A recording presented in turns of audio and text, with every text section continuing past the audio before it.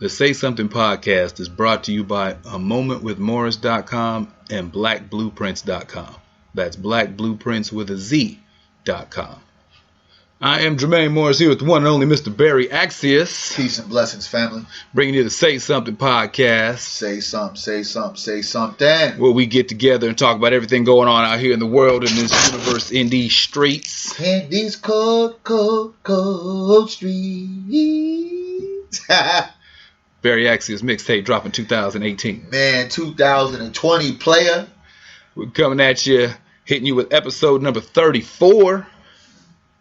That Walter Payton. Nah, I'm a Bears fan, so we hit you with that Walter Payton. Hit you with that Bo Jackson. Oh, so you a Bears fan? That means you watching this season? I've always been a Bears fan. Are you watching this season? I'm taking a knee on the season. Okay. I had to tell dude that I've done the fantasy football league for like the last 4 years. I had to tell him I was taking a knee and falling out, and he had some choice words. I'm sure he did. Yeah, he's like, "Oh, y'all, apparently everybody dropped out the same day." So I guess we all sent the messages at the same time saying, I just ain't messing with it this year. That's what it is. And, yeah. And a partner of mine, we had kind of different perspectives on why. And so his was 1,000% based on the Kaepernick side. Just, Kaepernick ain't getting signed, and it's that blatant, getting boxed out for taking a stand. I'm not messing with the league. My perspective was a little bit different. Mine was just the culmination of everything surrounding the league. So it's not just about, if Kaepernick got signed today, I'm cool, I'm back on board. It was just, I kept seeing so many different things about how the league was handling stuff and just so much negative association that I just was like, I'm just over football before football even started. Yeah. Like I have no desire for the fantasy football. You have to follow week to week, and you have to be engaged and involved, especially because you put money on it. So no college football either. No, I never really. I'm a Cal fan. That's I'm Golden Bear, but I don't follow like that. If Cal's playing, I'll root for him, and typically I would maybe go to the alumni game or something, but I don't follow. Like I couldn't tell you who the starting quarterback is this year. Wow. But I know Jeff Goff went to the Rams 2 years ago. He was the number one pick. But I don't know who this. I'm not in it like that. Yeah.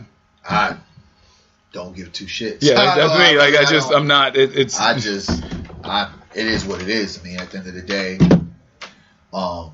I've been off the Niner bandwagon as far as just being a long time loyal Niner fan.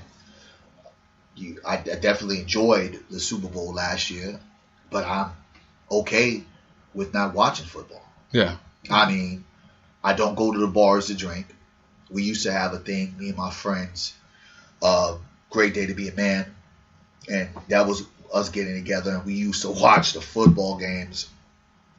It was 8 o'clock all the way to the late night football game on NBC that would probably last about 9 o'clock and would literally be at some bars, just bar hopping, watching, drinking, playing football. But like I said again, not playing football, watching football. I never did that. But again, I'm so uninspired by all of the rhetoric, all of the fuckery, all of the BS. And it really affects me when we can't take a stand collectively when we see injustice. Everything that they said to us, trying to frame Colin Kaepernick as just a player that wasn't good enough to be in the NFL, is now trumped, no pun intended, when you sign a Jay Cutler. Yeah. Right? When you sign a Jay Cutler, a guy who's never moved the needle, ain't never been to the Super Bowl, who has a great arm. If you want to use him and Colin Kaepernick, and we want to give examples, if we're talking about Colin Kaepernick has a great upside, but it's not ready yet, well, Jay Cutler is the same kind of guy, right? He has a great upside, great arm, but has never reached his full potential. So when I see that, it's a slap in the face when you know what truly it is. Yeah. You can tell us everything you want to tell us, but they're giving him a good taste of some Negro, know your place, shut up and play football, act accordingly. You are the boy. So we're going to show you what you did to our NFL, because we got calls, we got people outraged, we were hit on social media, and us as owners got together saying that boy won't play in our league. And people can try to pretend and say everything they want to say, and it's so sad when you have Negroes defending it as well. And we're not just talking about the Negroes that play in the league or used to play in the league, just common fans that even try to break it down. What this is racially motivated. What it is a blackballing. What it is silencing Colin Kaepernick, because they feel you silence him and keep him away, even though he said, I would stand and I would do everything accordingly, which I still don't agree with. You still don't want to chance it, but what you don't understand, that has woken up other players as well. Yeah, they're in that weird space now as they're trying to get ahead of all this stuff. I mean, it's preseason now, and so this is where Colin's stand was first noticed, preseason last year. So now they're keeping an eye and paying attention to who's doing it now. You got Michael Bennett over there in Seattle sitting. You got Marshawn Lynch in Oakland.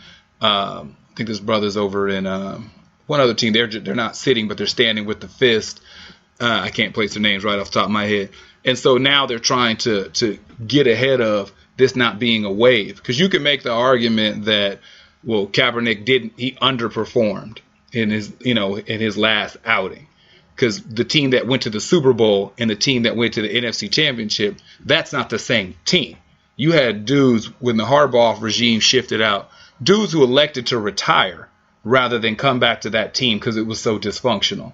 Like, that's how bad the 49ers were. Yeah. It was like, I'm just going to leave the game early because there's no reason for me to come back and take this beating because how disorganized you guys are in the office. So Colin will get labeled for not producing, but that was just a crappy team that he inherited. But the issue with the other players who are now taking stances, you're talking about perennial Pro Bowlers. You're talking about Super Bowl champion. Yes. You're talking about upper echelon of their respective positions. You can make, even with Marshawn Lynch taking the season off, you're still putting him as a top 10 back in the league. Yes. So you can't sit there and say, well, this is a washed up dude or he can't play. No. So they're going to get ahead of that. And you got retired players. You got Tim Brown coming out talking bad about Marshawn. You got Hugh Jackson over in Cleveland, their head coach. He said negativity. Like he was breaking down. Don't bring none of that negative. We don't need that around here. The 0-16, 1-15, 2-14 Cleveland Browns don't need no negativity over here. And Tim Brown never got a ring, right? No, he did not. But he's loyal to the soil of Oakland. Because he finished his whole career with Oakland, right? Oh, we're talking about separate. Oh, okay. So Tim Brown was, we don't need that negativity over here. Yeah. Hugh Jackson was also on the same campaign.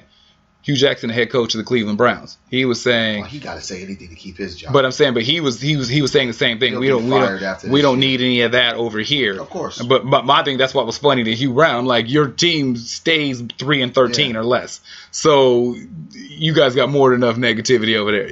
Y'all riding LeBron's coattails in another sport. Yeah. That's the only victories you're getting. But in any event, going to your point is that we don't stand behind our people and we don't give them props. Marshawn's not going to get the backlash because of who he is, the way he carries himself, his demeanor. You expect that from Marshawn. Ain't no news guy going to press up on Marshawn Lynch. And then at the same time, because of his demeanor, and he's from Oakland, you expect that. Yeah, well, they just the running theme is that's just Marshawn being Marshawn. So and then Michael Bennett is extremely vocal, but he backs it up on the field and then some. Yep. So there's not going to be an issue of, he ain't going to play or we're not going to do nothing with him. Go ahead and cut him in Seattle. He'll be signed before the ink is dry. You already know. But when it comes to us outside of sports, when it comes to banding together and showing solidarity and being there for one another, we see that it is happening across this country, just not with us. Wherever you are in the world, I'm sure you are familiar now with the issue in Charlottesville, Virginia, where you have groups of people who decided to come together for their ideological practices and what turned into the what they call it, alt-right / neo-Nazi / white supremacist / stop right there. White supremacy. Just call it that. What? All these other ultra-white groups, they all the same. They're white supremacists. Same, brother, but just for the folks who made it. I thought it was alt-right. I didn't even know what alt-right was. I'm just saying. You know what I get frustrated when they create these alternative names? Yeah. It tries to limit or take away from the bigotry and the racists that are involved. It's almost kind of like... It's rebranding. We're not them. Yeah. But we are this. Yeah. No, you are exactly that. So the rebranding... That's all it is, rebranding. Is not working, but the media takes it, and the media does not just say, you know what? They're a white supremacist group. There ain't no different than any other white supremacist group that has been around. But yeah, well, I think the rebranding does work, because before this incident here, if you poll the average person on the street and ask them who are the alt-right, most of them probably couldn't tell you accurately. Because you hear the phrase get thrown around. Like if you said which political party is a conservative or a liberal, most probably couldn't tell you. They're just used to the phrases being thrown around. So the rebranding, I think, worked. But it works in a sense for them, but I say it doesn't work for the sense of people who are knowledgeable and understanding of what we know it is. So to me, them motherfuckers are all in one category. I don't give a shit about what you try to frame it, how you try to rebrand it, if you try to put it in a suit, whether you're trying to have it be Billy Joe and Bobby Johnson, it's all the same. You guys are all a part of the same racist faction. The only unfortunate part about it is that some of y'all play for a higher end and most of y'all play for a lower goal. What do you mean by that? Higher end meaning that there's some white supremacists like that are in politics. Yeah. All right. That they are rich. You know what I'm saying? They are a higher structure. Okay. That some of these lower end will never get there. Yeah. So when you look at Donald Trump is playing a power game for the power brokers. He don't give two shits about the lower end. Yeah. So in reality, the lower end is just typical white trash that if you look at it, they are just as bad as what a lot of people want to say are Negroes, white trash. Yeah. So when they're lower end, it's like they will never get to that height of extreme power as they want to believe that some of these other ones are. You know what I'm talking about? You got some that are sitting here working the ground level, and they're these white supremacists that walk around here and they're just as poor as the Negro in the hood. Yeah. And trying to pretend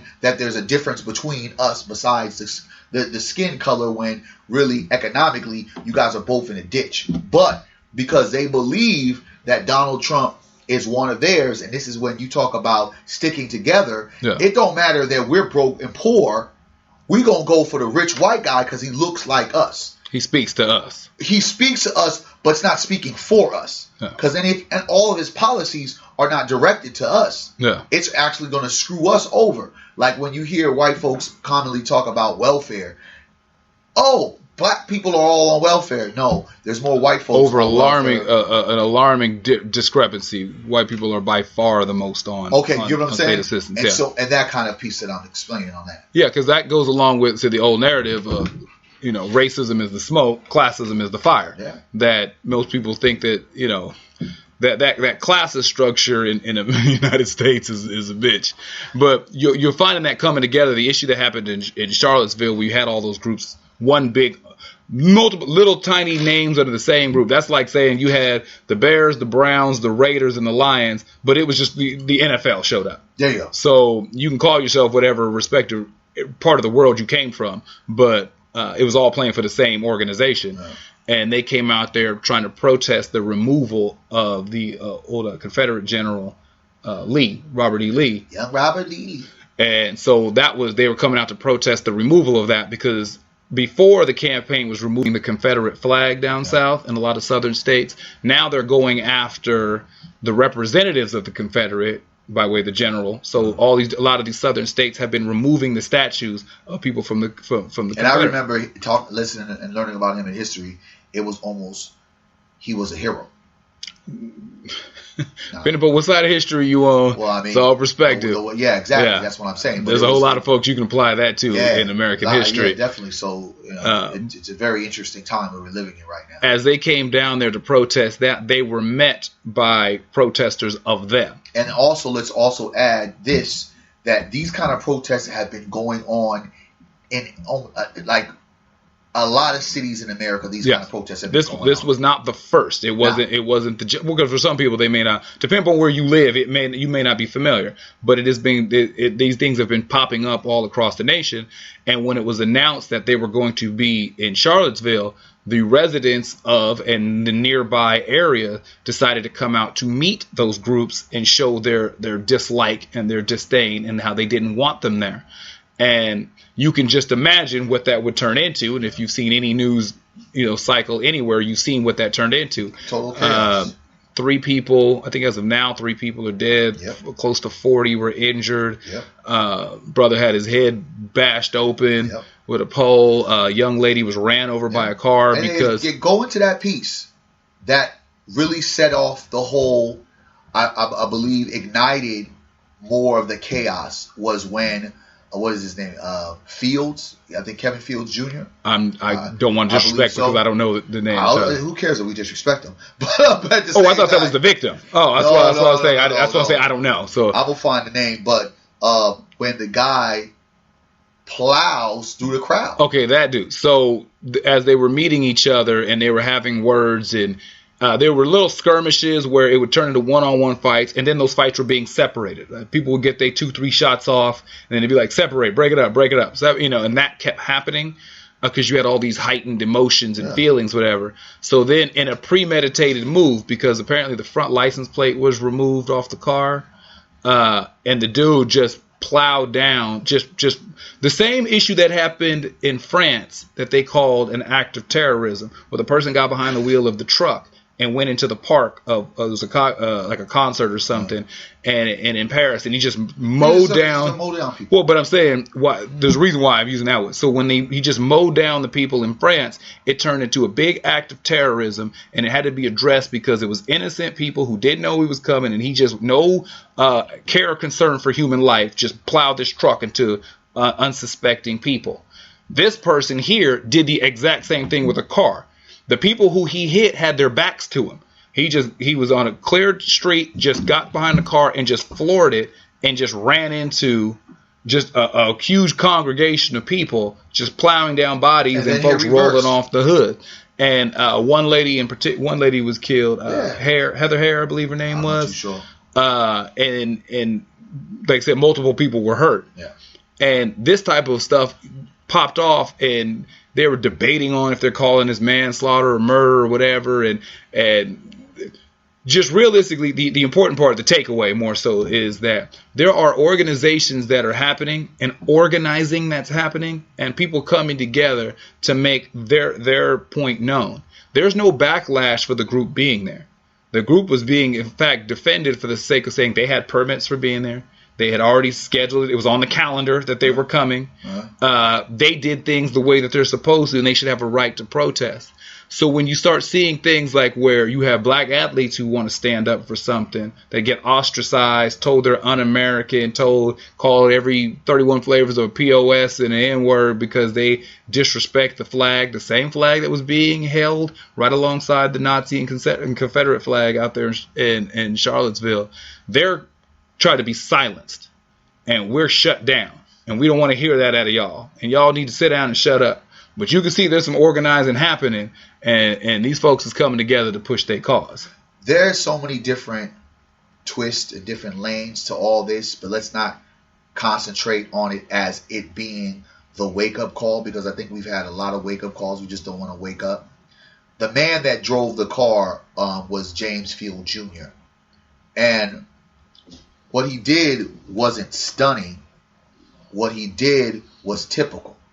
What he did was behavior that, because when we go break it down to just police violence and terror in the black community, or just with black people in general, when there's not a swift hand of justice and accountability given directly to acts of terror an act of injustice with police and black folk, you have a level of being this racist person or whoever you feel you want to be at that particular time of dealing with people of color. You feel like it's okay. Like, that life ain't worth nothing. So I will now feel the same exact way. I'll do whatever I want to do just because I can. And so when you look at what this guy just did, you see what Dylan Roof did, right? Yeah. Remember, Dylan Roof went in and shot 9 black folk in a church after praying with them, right? Yeah. And when I look at the rage from here at Charlottesville compared to the rage of that, I'm shaking my head like, well, how much do you Negroes need to see before you realize that we've been in a race war for quite a long time? Like, they have had individuals in Charlottesville marching with torches. Yeah, little tiki torches. White guys, a majority, because there are some white girls in there, walking around with torches going through the Virginia University. And I'm saying to myself, what if a bunch of black folk walked in to a white community with some torches or even candles yelling out Black Lives Matter or yelling out reparations are overdue, because these white guys and girls were yelling out blood and soil. So in reality, there was a whole bunch of them marching. Yes. A whole lot of them. So you're going to try to tell me, as our president tried to insinuate, that these folks are, not all bad, that these folks aren't all bigots or racists? I beg to differ. And when you see these moments, you have to attach a lot of what's happening currently right now in our Americas to what the government has allowed to happen. What is going on in the streets is basically being sponsored, not directly, indirectly by the government, because the government has done nothing to change policies, laws, procedures, and ways people look and treat the people of color. And when you have an unprecedented amount of individuals who are supposed to protect and serve walk away aimlessly without any kind of penalty nationwide for at least the last 4 years, what kind of consequences do you think is going to happen at the end result? And I believe that this is a culmination of all of that, the Donald Trump rhetoric, and then really white folks finally saying it's our time to maintain our power because it's slipping from our grip. Yeah, so the question is, what would that look like if black people did it? Pick a city. Ferguson, pick Chicago, pick Los Angeles, pick whenever you get a congregation of black people like that, they come in with the tanks, the National Guard, riot gear, batons, and pepper spray. That's what that looks like when black people get together. They showed video coverage from people who were there, who were just filming, and there was one dude in particular where he was right on the riot line, where the police were full riot gear holding their line, and these groups were shoving the police backwards. And he was commentating saying, this is ridiculous. He said, if these people were black, you'd be beating them down and arresting them. Yeah. And he was screaming to the crowd, this is the definition of white privilege. They were shoving the police back. They were covering their masks with silly string. They were removing the police barricades and using them against the police. They kept so then the guy who even went to the police officer, he was addressing the police officer. He said, your commander should be ashamed, like that he's allowing this to go on. He said, I hate the cops, but you're showing me that there's no way black people could do what these white people are doing right now. And when you see that as the case, and the people believe that, there was no fear of getting a baton across their temple of any of those white people that were there. Why? Because most of those people were probably their cousins or some type of relative. The mentality of if they were going to get in a fight, it was going to be with another dude of the other protest, and they came ready to fight them. There was no fear of getting racked across the rib cage with no baton or no flashlight from those cops. These dudes were not afraid of the police department that was there, because that type of, speaking of what you were saying, is that precedence has already been set. Yes. That the way that black people and white people are addressed is different. You protect me, you don't protect them. Yeah. So when that's the case, when we start looking at how we need to organize or what this is starting to look like, I guess maybe the better question is that organization is set on their side. Like they're in motion right now. They're moving. They had people. They were identifying different people who were at that protest. Some lived as far as California to a protest in Virginia. Yeah. Like these people are organized. They got the memo, the email, and they mobilized. Yes. So what does it take for us to recognize what it is? And when you have dudes like Michael Bennett, like Marshawn Lynch, like Colin Kaepernick, who are starting to say, hey, let's look at this stuff. Let's address this stuff. Let's pull together. What is it going to take for more of us to say, let's get on board with them? We don't even have to agree 100%, but let's sit down and start panning out some mutual stuff, and let's start coming together. It's going to take a major genocide or tragedy in Black America, more than what we've already had. Like, seriously. It's going to really take that moment where there's not 9 of us, there's not 10. 900. I'm seriously, bro. It's going to take that moment where it's such a direct attack. Like, really, it's going to take that moment that I think will probably fuel the idea of this shit it's gotten to the point of, because to me, it's gotten to the point of, it's out of control. It's been out of control. You don't have to do a 900 kill on one flip for me to say, okay, shit's out of control. You just have to let me know, okay, that's how you feel about me. You just have to show me a few different things. Some individuals still don't have enough. They still don't have enough proof that it's not bad enough. It's not, you know what I'm saying? And then at the same particular time, like, think about it. Here we are up in a rage about what's happening in Charlottesville, but we weren't up in a rage at what happened here in Sacramento, our own soil, our own backyard. There was a vigil that happened, right? The protest vigil, whatever, about Charlottesville. But guess what happened when our public officials gave some white supremacists the pass to go ahead and do their march or do their protests at the state capitol? Nothing. There was no public officials speaking out against it. There was no time to heal. There was no gathering of people like they just did this past weekend. So it's almost kind of, well, that's hypocritical. Okay. Well, let's look at it. Remove the legislature, council, remove the politics out of this. So for something like that, is that something we should care about as a people? Here's the thing. Again, there's a certain group of people that need that, and then there's a certain group of people that don't. When I went to the Million Man March 2015, right? It was justice or else. At that particular moment, a lot of me and my brothers and some sisters and a few young people went out there. We're going to listen to what Farrakhan said, but as soon as Farrakhan said, it's time, brothers was ready. Some of us didn't think we were going to come home. Understand that. We're here in D.C. Anything can happen. And we're actually waiting for the presence of some of these supremacists that said they're going to show up. So we're already prepared for that, right?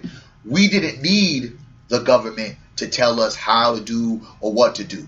In a sense, at that moment, collectively, right at that moment, brothers and sisters and children were together and ready on one accord. Now, for a lot of individuals who are in this structure, in this system of America, they want to believe in the dream that Martin Luther King had bestowed. They want to believe, because they've put so much stock in America, that they've put so much blood, sweat, and tears in America, that this thing can work out. That they pray to a God that has been given to them by slave masters, that love can change the balance of where this is at. So you have Black America divided on the ideology of, should we fight back or should we work together and fight against the evil? Where I say the only way this works out for Black America is we have to be able to structure our own systems and build our own organizations and create our own power structure to be able to navigate and elevate. Because what you just said, these folks came from not only the surrounding states, but other states far west. Yeah. Just to go and listen what this is. They're doing this all over the place. The guy, James Field Jr., the mother said, well, I didn't know he was going to some white supremacist rally. I thought he was going to something that was dealt with Donald Trump. Yeah, something had to do with Trump. Right? Yeah. And he came, now he wasn't from Virginia. You know what I'm saying? He was from out of town as well. So if they're that organized, ready, and willing, and as bold as they were, knowing they were getting photographed, knowing they was getting videotaped, to walk with torches, for some of them to put Hitler, the Hail Hitler sign, and you know, you posing on that, for them to do that, that's basically letting you know they're willing to risk it all right now. They're willing to risk it all. And the simple fact is, what they have is what we don't have. When we look at the destruction of a lot of our Black communities, the destruction and the murder and assassination of our leadership, as well as organizations like the Black Panthers, you and I can find a few Black Panthers here and there, but they're very humble, they're very bestowed, and they're just kind of, they're chilling. They're out the way. They're out the way. They ain't doing no revolutionary Somebody shit. already knocked on their door 30 years Listen, ago. Bro, some people are of course, around the country speaking and moving, and they're humbly where they're at. Yeah. But with the KKK, they are still organized. They've never been dismantled. And for whatever KKK that they said they quote-unquote shut down, those KKK members had to go somewhere. Where are those hoods that those KKK members had? Yeah, I remember someone said, like, where do they get them dry cleaned at? Exactly. Because you got to take them somewhere. So in the reality of it all, that when the reason why the white supremacists are up on what they're up on as far as the organize and how they play this shit out is because they're in systems we are not relevant in. Okay, so keeping with that, where is it on our side? So I get their organization, because realistically, when you take, historically, when you take Klansmen, neo-Nazi groups, all that, yeah, they're hooded up at 10 p.m. at night, but at 6 a.m. they're commuting to work. And they're school teachers, they're accountants, they're councilmen, they're attorneys, they're doctors. Like, you know, it's organization with resources. Yes. So they're pretty much doing what they're going to do. Their agenda and plan is already set. Like they're supposed to. When it comes to us on our side of the game, like where Black Americans throughout the nation are, is it even a question of even being concerned with what they do? Is it really on the thing now is let's kind of try to curve this in some way, shape, or form, or address it? Or is it really just let them run with whatever they're doing while we fall back and figure out amongst We've always had a problem historically trying to get white approval. Whatever and however that is, right? Whether it's by forcing their hand to deal with us, we want to be a part of your school system. Okay, we'll have some of our players go to your league instead of keeping our Negro league. Oh, we want to move into your communities. Oh, we would rather sit there and say, forget that black college. I'd rather go to this a whiter college because I feel like I might get ahead from even getting a degree, because we know that a white person will open the door for us because we have a degree to get in, and that's going to give us a better job, right? Okay. We believe in the fact of working together because it's been something that we've progressively been mind fucked to believe. Every year in January, what do they continue to pump in your head as a black kid? In January? In January. Besides it being Happy New Year, New Year's resolution. Oh, besides that, there's in January, I have a dream. Oh, you get what I'm saying? Yeah. That is pumped in the mind frame to where the only black leader that most African Americans know is who? is MLK. Okay. And I'll even give you a second one. They try to slip Abraham Lincoln. Love that faith. Right? If you growing up in this American school system, you will be taught to believe that Abraham Lincoln was a strong pro-black individual. Yeah. And that MLK, out of all that entire bracket of civil rights, and just depending on how old you are and if you're knowledgeable, the Black Panther Party, the Nation of Islam under the Honorable Elijah Muhammad and kind of spearheaded by Malcolm X, Martin Luther King, the Montgomery boycotts, all that stuff was running simultaneously. Yeah. Because some people think that these were staggered. Well, because if you weren't around and they don't teach it properly in school, and they don't teach it at all. Yeah. So if you didn't know that, all these things were running at the same time. And it was making America go crazy. That's when America was on its heels, because you had Martin preaching the nonviolence, the boycotts, the protesting, the marches. You had Malcolm and the Nation talking about by any means necessary. And do for self. You had the Black Panther Party, who was all about self-empowerment, taking care of each other. You had the Bloods and the Crips, the original versions of them, starting to set up. And you had, before they were even quote-unquote the Bloods and the Crips, you had groups that were being formed to combat white violence in a lot of areas in Southern California. And remember, the Black Panthers came a little bit after the Martin Luther King and Malcolm X era. Right? Yeah, but it was still in the same decade. The quote-unquote Black Panther Party later. Yes, the onset of the coming together in California, because those things were based out of back east and down south. Yes, sir. The versions that started in California, some in the Bay Area, and then those groups that were down in Los Angeles, all this stuff was happening at the same time. Yeah. So that's how America got its heels, and the CIA was like, we will never be in this position again, that degree of organization. So now, as you fast forward to where we're at, if back then the mentality that got us, I guess you'll say, as far as we've been, was not inclusion. Martin was promoting inclusion. Every other group was promoting self-sufficiency, independence, and really just leave me alone. Here's the thing, bro. Bottom line. You can't be a grown man living in your mama's house thinking you're going to set rules. Yeah. Right? This is what it's come down to. We are grown folks living with our parents and trying to tell our parent, here's some of the rules that we want, because we don't feel it's fair that you are shutting off the cable at 12. Yeah. You know what I'm saying? It's I'm 30 years old. What do you mean I can't eat in my room? Exactly. Yeah. Like, what are you talking about? I can't have dinner or touch the turkey meat. Yeah. This is what we're asking for. Instead of just saying, you're right. Your house, your rules. I'll just move out. I had a girlfriend that I dated, and I remember we was going back and forth. We lived with each other, of course. She had a kid, and I remember she was fed up with me. I was pretty much fed up with her, but I was still staying because it, whatever, convenience. And then one day, she just was like, I'm done. I'm leaving. And I looked at her and I said, you sure you want to do that? Because, okay, she had a child. My child is grown. Yeah, I don't want to be here. And the ironic part of that is she later on has told me she regretted doing that. I would have rather worked it out, because now her son is getting of age, right? And she needs a strong male figure, because she doesn't have someone to pick him up. She doesn't have someone to be at the house when he's there, because our schedules were different. So that's what I did, right? Yeah.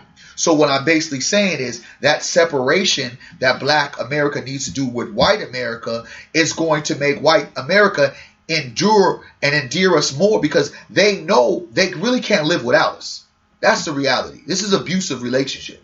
It's like, yeah, we want you to go, but we really want you to stay. In order for us to get respect, we have to be able to show we can make it on our own. Okay, and that's a very good point. Two-part. One, on the necessity, the economic side. Black people spend roughly $1.3 trillion in the U.S. economy, but own less than 0.5% of all business, wealth, resources, property, all that. So basically, we spend $1 trillion with everybody else.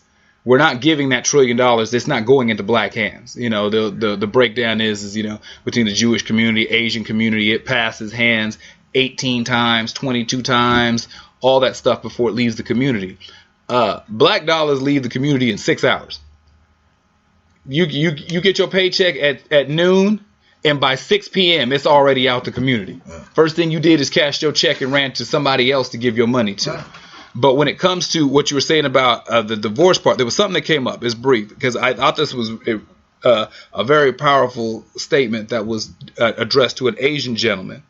And they were asking him, he was an Asian businessman, and they were talking about the big picture for Asians in America and what the projection was. And he says, they were addressing, he said, can you address the concerns of black people in America? And because he was kind of getting his perspective. And he's like, yeah, I can.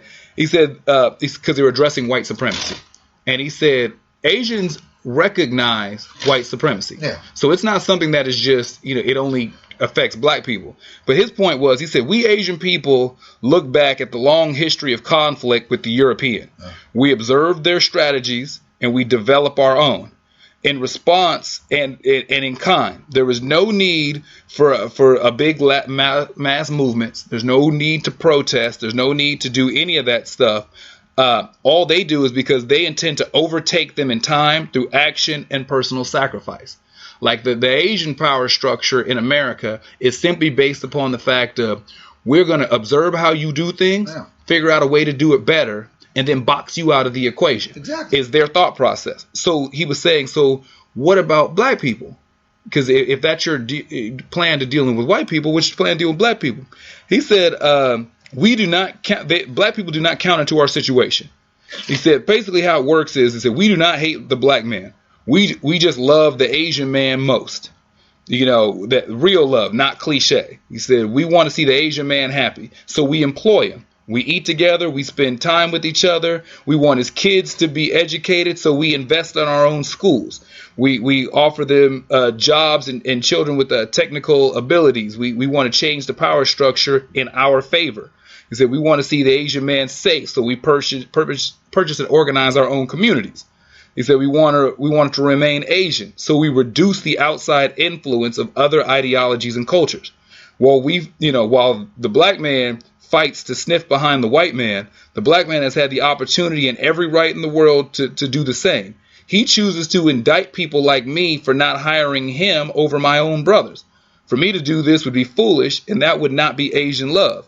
In contrast, the black man will fight for the right to be up under everyone else other than black people who he should feel the most love for. He said, it is that indifference. He said, if our indifference to their situation makes us racist, then what would you call the black man's indifference to his own situation? Well, the situation is exactly what the Asian man said. Bottom line. That's why I said we have been dying and fighting for white approval for our whole entire life. The fight that we have, because when you talk about organizing, black people have yet to see that there's really an issue. It's really a deficit. It's like we're still going to fight to be in this relationship. When she said, I want to go, I said, I'm not fighting for this relationship. I'm going to go. Right? Yeah. So we continue to try to figure out, well, maybe if we do this right. Well, maybe if we argue with you right here. Well, maybe if we just kind of be docile and maybe stay quiet or just be humble or give you accolades and thank you for the things that you've done. That will maybe get the acceptance that we desire and need. Instead of just saying, hey, you know what? We're ready for a divorce. We are ready for this divorce because we've been doing this for about 500 years. It ain't worked.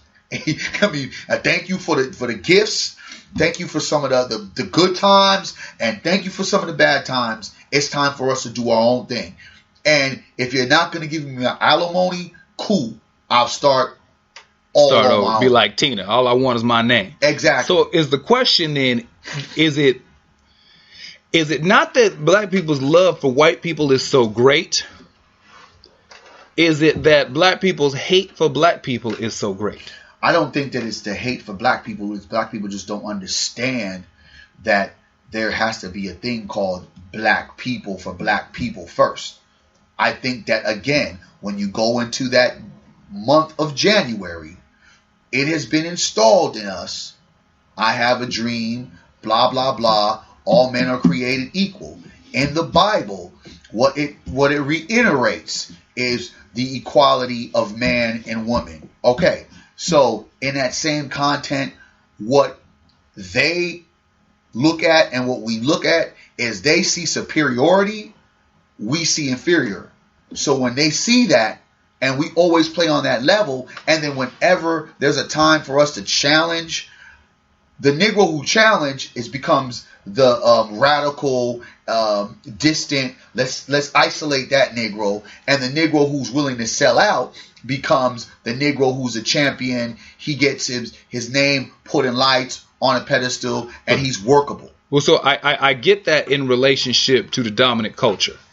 I'm talking about our relationship to each other. Because the fact is, like, so going off the Asian dude or just how the system is, let's just say everything 100%, 1,000% what you just said. I see why we would fight to be in the relationship. Let's go to counseling. Let's keep working this out. Let's figure out a way to stay together. We're going to do it for the kids, whatever. But in order to get divorced, that's like saying we all have to agree to get divorced. If we showed up with our kids and then they showed up with their kids and we get a divorce, our kids can't stay with the ex. Like when you and old girl broke up, her kid couldn't stay with you and her be gone. You know what I'm saying? So what is it going to take for all of us to agree to the divorce? Bro, again, I just don't. There is no way that we're going to all agree in a divorce when a majority of us in the relationship feel like this relationship is going well. You understand what I'm saying? Yeah. Again, that goes into the statement of it's going to be a massive genocide that has to happen. I'm talking like some Holocaust shit, even though we've had it. But it has to be felt now by this era, because we don't feel the pain of our ancestors who were enslaved. We don't feel the pain from our ancestors who had to fight for civil rights. We ain't feeling those Jim Crow laws. You get what I'm saying? Yeah. It's not heartfelt enough. And even with all the stuff that's going on right now, it still hasn't knocked on the door close enough for us to be like, oh shoot, I'm really affected. So in a sense of love for our own, how can you sit there and love your own when your own is the one that you have to compete with to get to someone that has the golden ticket? Okay, so, I gotta compete with the person that wants to get the golden ticket because Daddy Daycare has a golden ticket and he's my salvation. Okay, so right there. So maybe that's the big point that we have to look at. So due to the Asian dude, the businessman, his model is, I love my Asian brother enough that I want to make sure he's safe. So I'm not looking for me to be safe. I'm looking for us to be safe. Yeah. I'm investing in schools that I don't even have kids that go to because I want the Asian children to be best. The Asian man doesn't see, in this respect, and this is of course not everybody, but in his particular viewpoint, he doesn't see the other Asian man as competition. Yeah. He's not competing with him. He's building with him. So what's the shift? Maybe not for the divorce of the other culture, but to remove the competitive nature. Well, the simple fact is when you don't know who and where your land is, the Asian have land, have country. They know, define. China, North Korea, South Korea, Japan. Yeah. We can point different directions.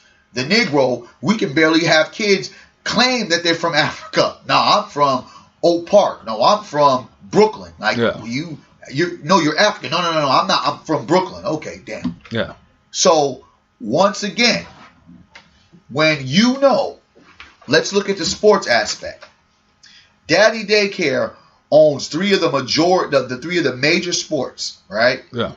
Basketball, football, baseball. And you know that at the end of the day, you're going to have to compete with your brother to get that slot because not all of y'all going to get there. Yeah. He's the only one with that payday. And he has a fat payday. You're going to do whatever you have to do to get to that payday because there's no other alternative. There's no other system that's been created that we can even this out. Here you got a problem. Here you got that becomes problematic because here's the problem. If you only are going to one surplus, it's like having one grocery store in a neighborhood. Yeah. That ain't never been good, right? Yeah. You know what I'm saying? You go up in there and the toilet paper is running out all the time when you go up in there. So since we have no systems of our own, that is creating a large amount of wealth at a short time, like our oppressor has for us, you're going to constantly be in competition because they're the only ones that's providing these resources. So then would the logical result be that it won't be when we divorce them, it will be when they divorce us? Well, they're trying to divorce us. Well, no, but I'm saying because if there's no light bulb that comes on to say, okay, this relationship is ending, I need to start looking for a new apartment. I need to start, doing some things for life after this marriage. Yes. If none of that is hitting me, then the only alternative is that person makes the decision for you. Yes. And you either come home to an empty house or apartment, or you come home to your shit on the curb. And that's where we've been at. So, but the thing about it, when you go back into the Asian portion, the Negro has learned the game by the best master, because we've been in the game so long. Yeah. We've been the apprentice for so long. No pun intended. Yeah. But because we choose to live this fake reality, because it's been pumped in our head to treat everybody with love and to embrace everybody, because we are a very embracing form of humans for others. Not too much with us ourselves, because we haven't been taught to love each other. Because how can you expect someone to love me more than myself when you've never taught me how to love myself? And then at the same particular time, how that do we get ourselves in these positions when black folk are looking for white politicians to figure out and work black problems? That doesn't make any sense. Like, how am I going to figure out, a white person's going to figure out black problems when they ain't never been any part of this black culture? Okay. So when you got a situation now that you're seemingly saying, okay, abusive relationship, don't know how to get out of it, been pumped with, love thy enemy, turn the other cheek, docile, they're the only ones giving me opportunity. The opportunities I have over here are slim to none. It always channels that sense of insecurity if we really say, fuck what y'all doing and go solo, going out on your own. Yeah. That's the scariest part. And I believe that because the Negro has so many inner issues. That's why, as we talked offline, what's going on right now, I'm advocating for all black people, and I hope y'all hear me. Don't go to any of these damn fucking... Yeah, nothing there for you. There's nothing there. Except jail time and ass whooping. There's nothing. Now, if you live after that day's over. If there's something that is potentially speaking truth to power, to talk, but rumbling with these motherfuckers, it's what is the particular point? That is for the good white allies that feel compelled, and we don't want hate and want to show that they got stripes. They want to show and get some stripes for them to go battle. For us, it's time for us to organize and build and say, here's what's going on. This is what we need to be doing. Because we don't got no time to be jumping in that rhetoric, because we're not ready. We're not ready. We're not capable. Because again, like you said, the fact that we still have not realized that there's an issue in this relationship, that we have to bail out of this relationship, leave our things and just go, it will continue to be them slapping us in the face, continuing to blatantly disrespect us on every level like they had without any repercussions, because we are truly in a sick relationship and brainwashed, believing that one day they'll end up changing their mind and accept us. So if the thought process is that, the husband that gets drunk and beats your ass every night, or hell, the woman that comes home and get drunk and beats your ass every night, is all of a sudden going to see the light and just not beat you anymore. That type of thinking is where we're at now. Bro, so the only way it changes, literally, seriously, like, government has to change policies. That damn near constitution is going to have to be rewritten a few times, because some of that rhetoric is still... The white person is so entitled, it benefits so much off of our oppression, that no one has literally done anything to stop that. And once you have that, and once you're built off that, from movies to history, once that's been ingrained in you, how do you get away with that privilege? James Field Jr., Dylan Roof, these young dudes was 20 years old, and they did these heinous acts. You get what I'm saying? Yeah. So here you have a situation to where they're not these older guys, these are generations that are teaching them how to hate.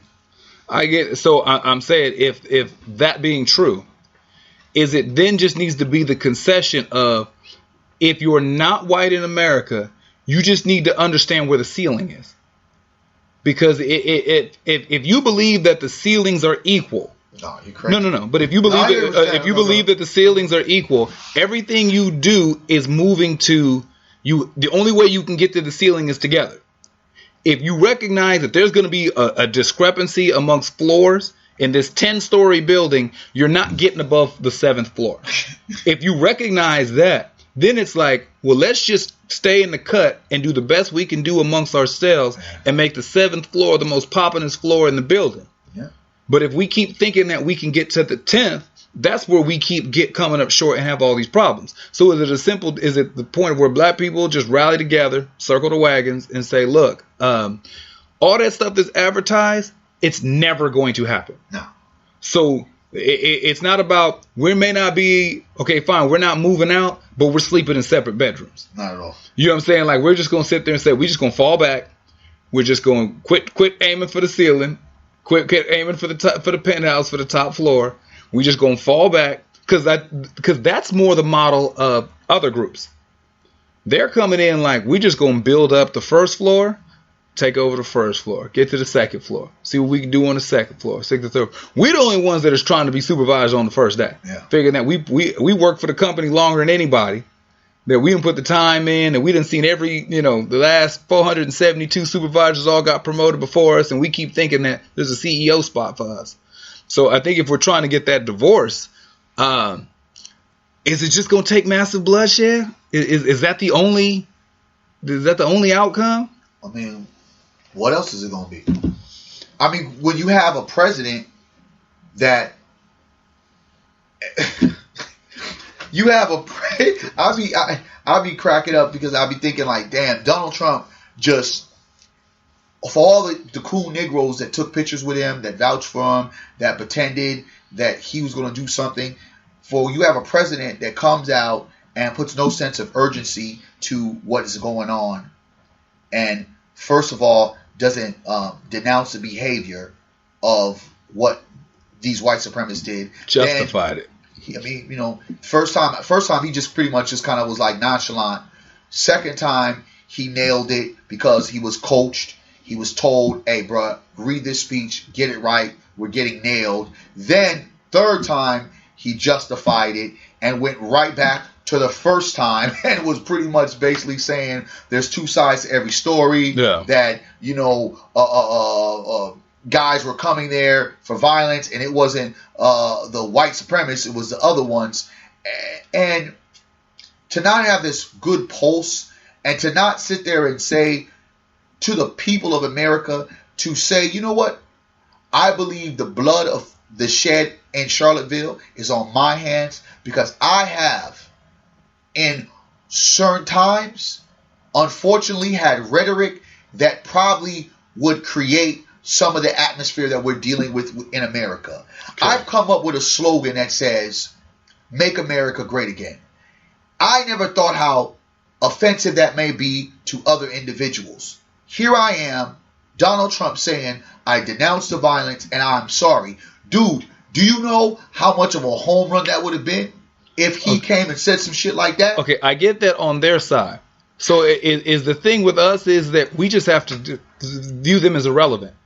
If there's a dude who's in office or people who are sitting there saying, I recognize the pain that has been caused to you. I recognize the policies that have hurt you. I recognize how you've been treated. I feel for you. I mean, or if they just say, F y'all, like, get over it. Is the move to just be whatever they feel is what they feel and just not care anymore? We have to really be on a reality of we got to do our own shit and keep it moving. And we got to be on our own shit. Social, economic segregation. We have to be on our own shit and keep it moving, man. We just have to be. Because they're going to feel how they're going to feel regardless. It doesn't matter what we do. And we make it 10 times worse by constantly begging to try to be in the systems that they've provided.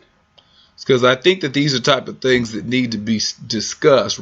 We don't come up with solutions for the world in 60 minutes, but there are definitely things that need to be addressed and shine some light on, that we could look at the changes that we need to make for the changes that we want to see. Sometimes these relationships that we have become accustomed to are not healthy for us. Sometimes that you can't make the other person feel your pain or understand your plight. Sometimes it takes a divorce. Sometimes that maybe something happens and somebody has an understanding. But in any event, you got to do what's best for you. And a lot of these changes that we need to see socially are going to start with accepting what it really is, recognizing what the situation is, and most of that starts by saying something. Say something. I'm Jermaine Morris here with Barry Accius. Where can folks find you online, sir? Barry Accius Facebook, Twitter Barry Accius, Instagram at Team Void, Black Blueprints with a Z.com, and check me out on the radio 97.5 FM tomorrow. Good, or whatever it might be. Wednesday, I'm going to be on there doing my thing. I think by the time they hear this, that will have already happened. But yeah, it's going to be. But we'll have a link for it. Well, yeah, there you go. Have a link for it at the social media sites. I'm Jermaine Morris at Facebook, every other social media platform. It's at J Morris CEO. This has been the Say Something podcast. Myself and Barry. Yes, sir. And until the next show, we'll holler at you later.